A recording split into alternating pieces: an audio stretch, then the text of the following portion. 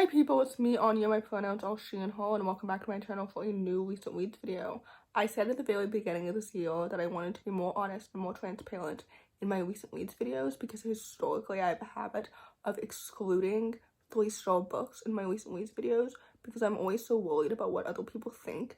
But honestly, at the end of the day, like, my views lately have been tanking recently, so who cares? So anyway, with that in mind, the first book on this list is called Dragonfruit. I talked about this book in my video last week, my favorite Asian fantasies part 4, and so I'm sorry in advance if my review is redundant, but if you didn't know, this book is a YA Pacific Islander inspired fantasy, and it follows two estranged childhood best friends who reunite when they both realize that they're looking for the same thing. They're both looking for the egg of a dragon fruit, which has the power to undo sadness. That made absolutely no sense. I explained that in the most complicated way ever. But anyway, this book was really, really good. I don't quite remember if I had low expectations for it or not. I definitely didn't really have high expectations, so I did enjoy it more than I was expecting to. The world building is so excellent and it's so brilliant. It was absolutely so well done. I love dragons so much. The dual perspective worked so well, and I loved their friendship dynamic. It was done so well because the two characters are both so well developed and so distinct. Their friendship made so much sense. I loved where it went. The plot was so engaging and so intriguing. This book is definitely a standalone, but if it wasn't, I would continue the series. But anyway, all that to say, I rated this book 4 out of 5 stars, and I would definitely highly, highly recommend it. The next book on this list is called The Poisons We Drink. This story is a YA urban fantasy following a young black bisexual main character who makes illegal potions to help her family. Honestly, I rated this book 3 stars because I didn't completely love it. Typically, well, sometimes in the past, I have enjoyed action-packed fantasies, but with this book, I didn't really like it that much because I felt like the plot was too action-packed that it didn't give me enough time to, like, fully understand what was happening, especially given, like, the magic and the family history. So it all became too confusing instead of being, like, immersive and actually, like, interesting because I didn't really understand what was actually happening, if that makes any sense. I was taught when I was younger that, like, if you were taught something and you can't fully teach it again to somebody else, then you don't fully understand it.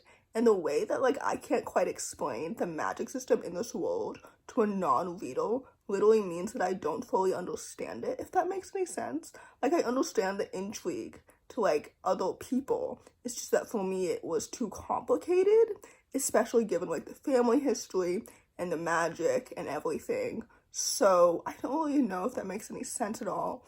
But anyway, with that said, objectively, I get it. I respect it. Subjectively, I rated this book 3 stars. And I wouldn't recommend it. I won't be reading the sequel, so take that as you will.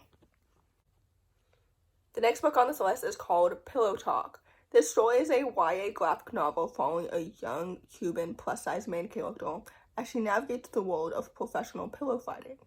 I liked this book, but I didn't completely love it.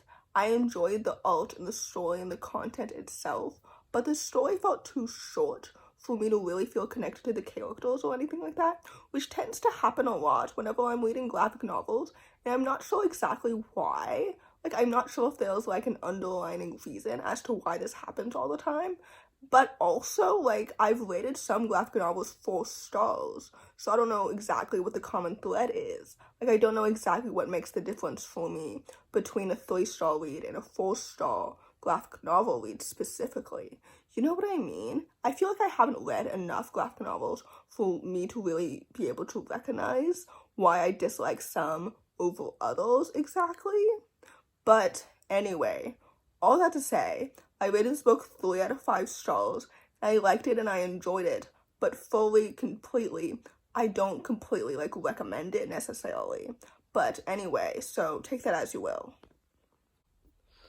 The next book on this list is called I'll Be Waiting for You. This story is a YA contemporary following a young main character a year after her best friend's death as she navigates love, loss, and everything in between. This story is absolutely so fantastic and it's so good. The ending was so much more happy and more hopeful than I was really expecting it to be.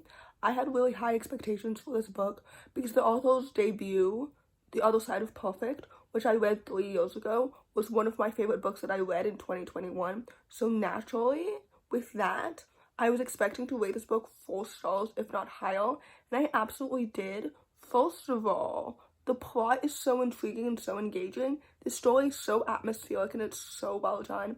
I had no idea which direction it was going to go, if that makes any sense. The romance is so cute and it's so well paced.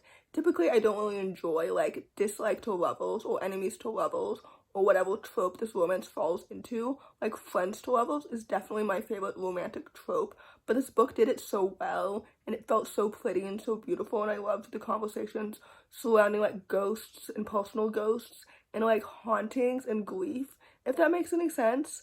But anyway, overall, this book was really, really fantastic and it's so underrated. So anyway, with that said, I would definitely highly, highly recommend it because I rated it 4 stars and I really, really enjoyed it. The next book on this list is called Playing for Keeps.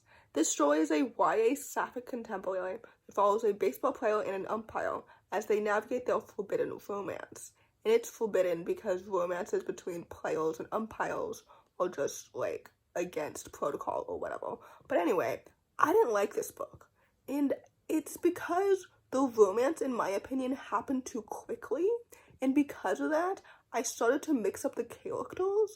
Like initially in the beginning, I was like, okay, I understand like their motives and their desires and their emotions and why they love like their hobbies so much, but then the romance started to happen too quickly, and I was like, why are we here already? By the time I finished the book, like I understand why the author paced the story the way that she did, but that doesn't mean that I have to like it. You know what I mean? It's like that quote of like, just because you understand why somebody is acting the way that they are, doesn't mean that you have to tolerate it. Just because I understand why an author paced the story the way that she did, or told the story the way that she did, doesn't mean that I have to like it, if that makes any sense. Like, they do have chemistry and everything. It's just that for me, I would prefer the romance to happen a little bit slower, just so that I can understand the characters individually more, so that I wouldn't have to like mix them up like I did. I don't know if that makes any sense at all. The plot was engaging and everything, and I enjoyed like the sports elements kind of, but like, yeah, I don't know if that makes any sense. Overall, I rated this book 3 out of 5 stars, so take that as you will. The last book on this list, and certainly not the least, is called The Notes. This story is a YA contemporary following an Asian American main character as she comes of age under the tutelage of a new performing arts teacher at a Southern performance arts school. I don't know if that made any sense, but basically this book is absolutely so good. First of all, the musical piano elements were done so well, and I really, really appreciated them because they made the story so much more atmospheric and more well done. As a former piano player myself, I just really, really like them. For those who don't know, I did play piano for 12 years of my life. I think it's such a beautiful instrument, and it's so pretty. And like, anyway, I digress. The characters are so well developed and so distinct. I love the conversations surrounding like academic pressure and Asian identity. The friendships are so lovely and so well done. I got very swept up in this book very, very quickly because the writing is so well done. I was so hooked from the beginning to the end. This entire book is so well done. It's so awesome. Even the romance made sense. Like, this book is really, really good, and I would definitely highly, highly recommend it. I also loved the conversation surrounding like mental health as well. Anyway, all that to say, I rated this book 4 out of 5 stars. I would definitely highly, highly recommend it. So in conclusion, my May reading month has started off pretty strong, and I hope that it continues to be. If you enjoyed this video, please don't hesitate to give it a big thumbs up. Comment down below the taxi emoji if you made it all the way to the end of the video. Thanks for watching and subscribe to my channel if you're new, and I'll see you in my next video. Bye!